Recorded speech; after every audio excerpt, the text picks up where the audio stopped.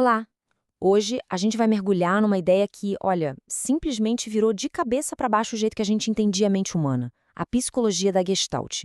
A grande sacada aqui é que a gente não só vê o mundo, a gente constrói ele ativamente na nossa cabeça. Vamos descobrir como isso funciona. Para a gente começar, um desafio bem rápido. Quando se olha para qualquer coisa, uma foto, uma paisagem, o rosto de alguém, o que o cérebro pega primeiro? São os pedacinhos, tipo os pontos, as linhas, as cores separadas, ou é a imagem inteira, a forma completa, de uma vez só? Pois é, a resposta para essa pergunta é o coração da revolução da Gestalt.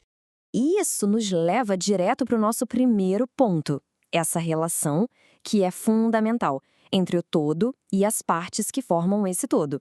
Essa frase aqui é, sem dúvida, a mais famosa e a ideia central da Gestalt. Pensa só numa música. Uma música é feita de notas, certo? Mas a melodia é algo a mais que nasce da relação entre essas notas.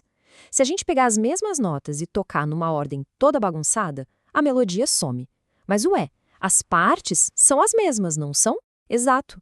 O todo tem qualidades que as partes, sozinhas, simplesmente não têm. E a própria palavra Gestalt vem do alemão e a tradução é algo como forma ou figura. Ela captura justamente essa ideia de um padrão que se unifica, sabe? Uma configuração que simplesmente aparece na nossa percepção. Não é só um monte de coisa junta, não. É uma estrutura que tem um significado.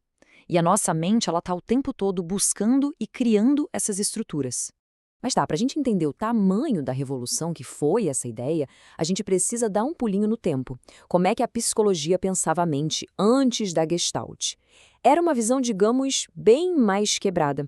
Então, antes da Gestalt, a escola que dominava era o estruturalismo. A lógica deles era a seguinte: para entender a mente, a gente precisa quebrar ela nos seus tijolinhos básicos, nos seus átomos, como sensações, sentimentos, uma visão que vai de baixo para cima. Aí chega a galera da Gestalt e basicamente diz: peraí, a experiência não é um quebra-cabeça de sensações. Ela vem de uma vez, inteira, estruturada. A chave é que as partes só ganham sentido quando estão dentro do todo. Então, a Gestalt não foi só mais um passinho, uma evolução. Foi uma ruptura mesmo, sabe? Um jeito completamente novo de enxergar como a gente percebe as coisas e a própria consciência. E essa história toda começa lá em 1890, com aquela ideia da melodia.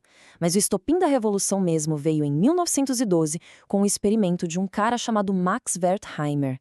Ele, junto com o Köhler e o Kafka, formou o trio de ouro que deu corpo para essa nova teoria lá na Alemanha, antes dela se espalhar pelo mundo. E que experimento era esse, tão importante do Wertheimer? Era o tal do fenômeno psi. Olha que genial! Ele mostrou que se você piscar duas luzes, uma depois da outra, bem rapidinho, a gente não enxerga duas luzes piscando. A gente enxerga uma luz se movendo de um ponto para o outro. Só que o movimento não está nas luzes, elas estão paradas. O movimento está na nossa cabeça. Foi a prova definitiva de que a nossa percepção é uma construção ativa. E aqui tem um detalhe que confunde muita gente. É comum ouvir por aí que o cinema funciona por causa da persistência da visão, né? Mas olha, isso é só parte da história. A persistência da visão é uma coisa física, lá na retina do olho. Um eco da imagem que só junta um frame no outro. Agora, o que faz a gente perceber o movimento de verdade, fluido e com sentido é o fenômeno φ. E isso é psicológico, acontece no cérebro. É o nosso cérebro que está criando a mágica toda. Ok, então a gente já entendeu que a mente organiza o que a gente vê, mas como ela faz isso? Bom, a Gestalt diz que a gente segue umas leis, uns princípios automáticos para botar ordem no caos de informações que chegam pelos nossos sentidos.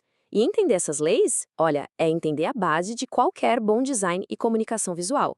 E a lei-mãe, a que comanda todas as outras, é a lei da pregnância, ou da boa forma. Basicamente, nosso cérebro é meio preguiçoso, mas de um jeito inteligente.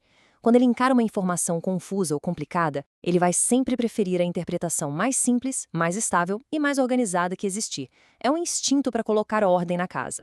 E dessa lei principal, a da pregnância, saem várias outras. A nossa mente, no piloto automático, completa formas que estão abertas, separa o que é objeto do que é fundo, junta as coisas que estão perto umas das outras ou que se movem na mesma direção. E o mais interessante é que tudo isso acontece sem a gente nem pensar. São atalhos que o cérebro usa para entender o mundo de forma rápida e eficiente. Vamos pegar a lei do fechamento para entender melhor. O cerdo sempre vai preferir enxergar um círculo completo em vez de um monte de pedaços de arco. Por quê? Simples. Um círculo é uma forma mais estável, mais resolvida. É por isso que logotipos geniais, como o do panda da WWF, funcionam tão bem. Se você olhar bem, não tem um contorno completo do urso ali, mas a nossa mente preenche os espaços em branco e a gente vê o panda na hora, sem esforço nenhum. Beleza? Tudo isso pode parecer papo de livro de psicologia, né? Mas a verdade é que esses princípios estão em todo lugar, no nosso dia a dia, moldando o que a gente faz e vê, muitas vezes sem a gente nem se dar conta. Mas antes da gente continuar, um aviso importante para ninguém confundir as coisas. Psicologia da Gestalt, que é essa teoria da percepção que a gente está vendo, não é a mesma coisa que Gestalt terapia, ok? A terapia foi sim inspirada nessas ideias, mas é outra coisa. É uma abordagem clínica focada no presente, no aqui e agora. Então, onde é que a gente vê a Gestalt na prática? Pensa no design de um aplicativo, quando aquele botão de comprar agora é de uma cor bem chamativa para se destacar.